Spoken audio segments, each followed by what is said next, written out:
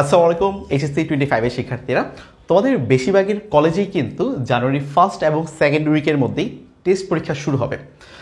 তো তোমাদের হাতে খুব বেশি হলে 10 থেকে 15 দিন সময় আছে, কারো কারোর জন্য কিন্তু 10 দিনেরও কম সময় আছে। খুবই স্বাভাবিক তোমরা একটু টেনশনে আছো টেস্ট পরীক্ষার জন্য, এবং বেশিরভাগেরই কিন্তু সিলেবাস শেষ হয় না, এটাও কিন্তু খুবই স্বাভাবিক। অনেকেরই একটা দুইটা চ্যাপ্টার বাকি আছে।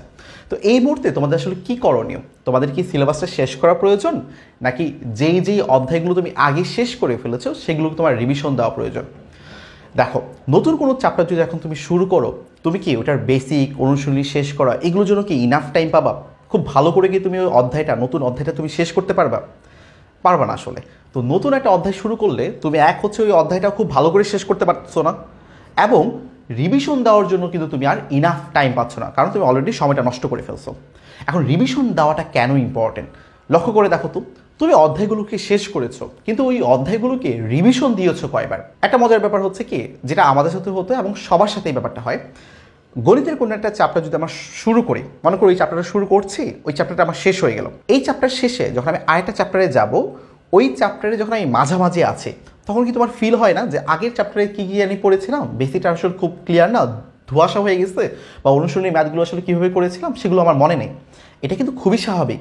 তার মানে কি, যেই চ্যাপ্টার আসলে আমাদের শেষ হয়েছে সেইগুলোর কিন্তু আমাদের খুব ভালো করে মনে নাই। এখন এই চ্যাপ্টারগুলোকে যদি আমার ভালো করে রিভিশন না দিই, দেখা যাবে পরীক্ষার হলে যদি এখান থেকে কোশ্চেন আসে, কোশ্চেনটা আমার পরিচিত মনে হবে, কিন্তু ম্যাথটা আমি কীভাবে করব এটা কিন্তু আমার মাথায় আসবে না। তার মানে এখন নতুন কোনো কিছু আর আমরা শুরু করব না, কারণ ওই সময়টা আমাদের নাই। আমাদের এখন করতে হবে যা আমরা আগে পড়েছি, যে অধ্যায় আমরা আগে শেষ করেছি সেইগুলোকে সুন্দর করে রিভিশন দিতে হবে। তো রিভিশন দেওয়ার জন্য আমরা কি করব? বইটা নিব, বইটা নিয়ে ওই অধ্যায়টায় যাব যে অধ্যায়গুলো আমার শেষ হয়েছে, এবং তুমি ক্লাসের নোটটাও সাথে রাখবা এবং বইটা খুলবা, নোটের বেসিকগুলো দেখবা, বইয়ের বেসিকগুলো দেখবা। শুরুতেই তুমি বেসিকগুলোকে শেষ করবা, কোনো একটা অধ্যায় ধরে তার বেসিকগুলোকে সব শেষ করে ফেলবা, যে তুমি এই অধ্যায় এই বেসিকগুলো আমার আছে, নোটটা পড়ে ফেললাম, বইয়ের বেসিকগুলো আমি পড়ে ফেললাম, বেসিক আমার ডান। তারপর আমরা অনুশীলনীতে যাব, বইয়ের অনুশীলনীতে যাব, যেই বই পড়েছো সেই বইটা খুলবা, সেই বইটা খুলে বইয়ের অনুশীলনীতে যাবা, যে অনুশীলনীতে আমার কি কি ম্যাথ আছে, অনুশীলনীতে যতগুলো ম্যাথ আছে সেই সবগুলো ম্যাথ আমরা করব, সবগুলো ম্যাথ আমরা সিরিয়ালি দেখা শুরু করব, যেগুলো তোমার করার প্রয়োজন মনে হবে সেই ম্যাথগুলো তুমি করে ফেলবা। তার মানে কি, তোমার বেসিক হয়ে যাচ্ছে, তোমার অনুশীলনী শেষ হয়ে গেছে। এখানে কিন্তু তোমার একটা অধ্যায়ের 90% কভার হয়ে গেছে, 80 থেকে 90% তোমার এখানেই কভার হয়ে গেছে। কিন্তু পরীক্ষায় তো আমার আসে ভাইয়া এমসিকিউ আর সিকিউ। আমি এখন এখানে কি করব? লক্ষ্য করে দেখো, প্রতিটা বইয়েরই কিন্তু অধ্যায়ের শেষে এবং বইয়ের একদম শেষে অধ্যায় ভিত্তিক এমসিকিউ দেওয়া থাকে, এবং অধ্যায় ভিত্তিক কিন্তু সিকিউ দেওয়া থাকে, এবং তোমাদের সবার কাছে কিন্তু আসলে টেস্ট পেপারও আছে, তোমার টেস্ট পেপারের হেল্পও নিতে পারো এই ক্ষেত্রে। তো তোমরা অধ্যায় ভিত্তিক যখন সিকিউ গুলো দেখবা আসলে সিকিউ গুলো কিন্তু আসলে অনুশীলনীর ম্যাথগুলোকে একটু মডিফাই করে কিন্তু সিকিউ করা হচ্ছে। তাও সিকিউ কিন্তু তোমার আসলে হয়ে যাচ্ছে অনুশীলনীর ম্যাথগুলো তুমি যদি খুব ভালো করে পারো। আর এমসিকিউ ব্যাপারটা কি, তোমার যে বেসিক ভালো থাকে আর অনুশীলনী ম্যাথগুলো তোমার যদি খুব ভালো করে করা থাকে, এমসিকিউ কিন্তু তোমার জন্য খুব একটা ব্যাপার হবে না। কিন্তু এমসিকিউ সমস্যা হচ্ছে সময়ের ব্যাপারটা, যার জন্য তোমার আসলে এমসিকিউ খুব বেশি করে প্র্যাকটিস করতে হবে। তো এইভাবে তুমি যদি আগাও, যে অধ্যায়গুলো তোমার আসলে পড়া হয়েছে সেগুলো যদি ভালো করে রিভিশন দাও, যে এই অধ্যায় থেকে যেই কোশ্চেনই আমার আসুক না কেন টেস্টে, আমি এটা অ্যান্সার করতে পারবো, ওইখান থেকে আমার নাম্বার কাটা যাবে না, তাহলে দেখবা যে আসলে টেস্টে তুমি একটা ভালো মার্ক কিন্তু পেয়ে যাচ্ছ, একটা ভালো মার্কস তুমি পেয়ে যাবা। তারপরে টেস্টের পরে তোমার আসল কাজ শুরু হবে, যে অধ্যায়গুলোকে তুমি আসলে বাদ দিয়েছো সেইগুলোকে আসলে তোমার এখন শেষ করতে হবে। তো টেস্টের পরে আমার আসলে সময় কেমন থাকবে লক্ষ্য করে দেখো, জানুয়ারি এবং ফেব্রুয়ারি ফার্স্ট উইকের মধ্যে তোমার টেস্ট পরীক্ষা শেষ হয়ে যাবে। তো তোমার কাছে আসলে সময় থাকবে ফেব্রুয়ারি, মার্চ, এপ্রিল, মে, 4 মাস আমার কাছে সময় থাকবে। আমার জুনে এইচএসসি, জুনের 3rd 4th উইক থেকে আমার এইচএসসি, তো জুন মাসটা আমি আসলে বিবেচনায় আনতেছি না, আমার কাছে ধরে নিচ্ছি 4 মাস আছে, একটা ফেব্রুয়ারি, মার্চ, এপ্রিল, মে।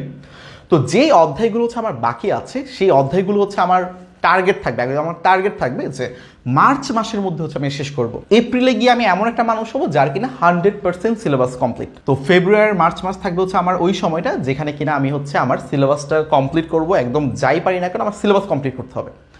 তারপর মার্চ আর মেতে গিয়ে হচ্ছে আমি যত পারি রিভিশন দিব এবং যত পারি এক্সাম দিব। এতে করে আমরা বুঝতে পারবো যে আসলে আমাদের রিভিশন কেমন হচ্ছে বা প্রিপারেশনটা কোন পর্যায়ে আছে। যত বেশি আমরা এক্সাম দিব তত বেশি আমরা বুঝতে পারবো। এবং এই সময়টা তোমরা আরেকটা কাজ করতে পারো, সেটা হচ্ছে এডমিশনের যেই কোশ্চেনগুলো আছে সেগুলো তুমি অ্যানালাইসিস করতে পারো। ইঞ্জিনিয়ারিং কী ধরনের কোশ্চেন আসে, ভার্সিটিতে কী ধরনের কোশ্চেন আসে, এগুলো তুমি একটু অ্যানালাইসিস করবা কোশ্চেন ব্যাংক থেকে। তো তখন তোমরা একটু লক্ষ্য করবা যে আসলে এডমিশনের পড়া আর এইচএসসির পড়া কিন্তু আসলে একদম 90% সিমিলার। কেউ যদি এইচএসসিতে খুব ভালো করে পড়ে, এইচএসসির বেসিক যদি খুবই ভালো ক্লিয়ার থাকে, সে কিন্তু আসলে এডমিশনের ওইখানে প্রিপারেশন 90% শেষ। কারণ এইচএসসির পরে কিন্তু তোমাদের আসলে এডমিশন, তো দেখা যাবে তুমি এডমিশনের জন্য একটু আগায় থাকতে পারবা, আর তোমার নিজের হচ্ছে একটা কনফিডেন্স বিল্ড আপ হবে। তো এই সব কিছুই আসলে তোমাদের কভার করা হবে আমাদের 10 মিনিট স্কুলের এসএমপি কোর্সে, শেষ মুহূর্তের প্রস্তুতি কোর্সে। তো এই কোর্সে হচ্ছে যাদের আসলে এখনও অনেক কিছু বাকি আছে, বেসিক বলো, রিভিশন বলো, এমসিকিউ সিকিউ সলভ করা বলো এবং মডেল টেস্ট বলো, সব কিছুই কিন্তু তোমরা পেয়ে যাবা এসএমপি কোর্সের মাধ্যমে। এবং আমরা কিন্তু তোমাদের সব ধরনের সাপোর্ট দিব যতদিন পর্যন্ত তোমাদের এইচএসসি পরীক্ষা চলমান থাকবে। তো এই যে এসএমপি কোর্স, এই এসএমপি কোর্সের ওরিয়েন্টেশন লাইভ ক্লাস শুরু হবে, সেটা হচ্ছে ডিসেম্বরের 29 তারিখে, এই যে রবিবারে সন্ধ্যা 6টায়। তো সবাই একটু জয়েন হয়ে যেও, সেখানে আমরা আরও ডিটেলস আলোচনা করব ওই কোর্সে আসলে কী কী থাকছে। তো সবার সাথে দেখা হচ্ছে লঞ্চিং লাইভে। এবং তোমরা আমাকে কমেন্ট করে জানাতে পারো যে তোমাদের সিলেবাস এখন পর্যন্ত কার কতটুকু বাকি আছে এবং আমরা তোমাদেরকে আরও কীভাবে সাহায্য করতে পারি। তো দেখা হচ্ছে লঞ্চিং লাইভে।